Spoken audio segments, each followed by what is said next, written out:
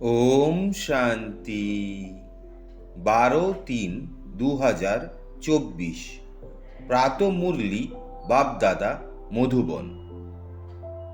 বাবা আজকে বললেন, মিষ্টি বাচ্চারা, ডেড সাইলেন্সে যাওয়ার অভ্যাস করো।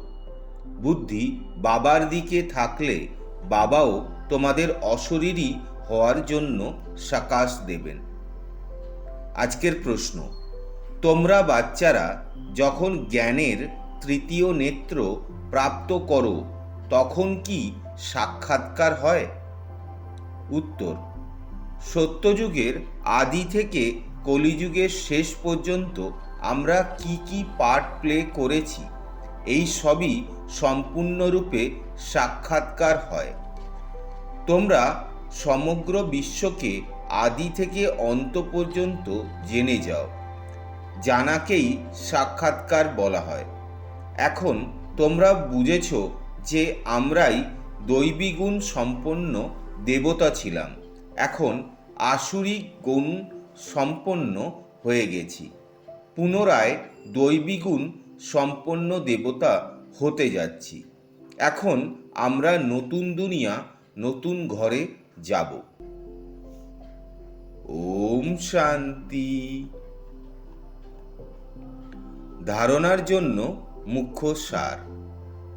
1 নম্বর, নিজের সমস্ত হিসেবপত্র মিটিয়ে দিয়ে সাইলেন্স ওয়ার্ল্ডে যাওয়ার জন্য প্রস্তুত হতে হবে। স্মরণের বলের দ্বারা আত্মাকে সম্পূর্ণরূপে পবিত্র করে তুলতে হবে।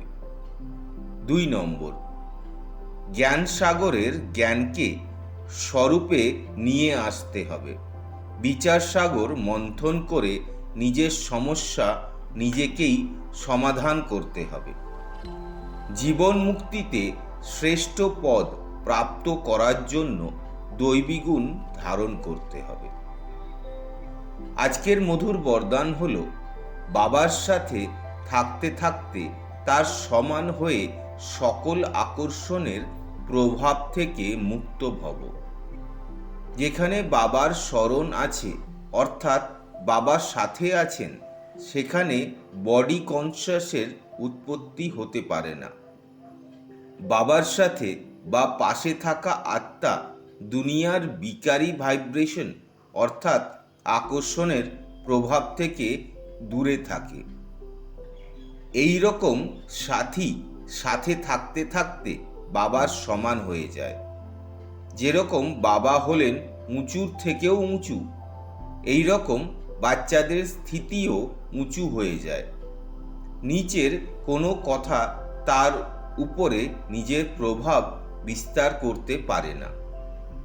স্লোগান, মন আর বুদ্ধি কন্ট্রোলে থাকলে অশরীরী হওয়া সহজ হয়ে যাবে। শুক্রিয়া বাবা। ওম শান্তি।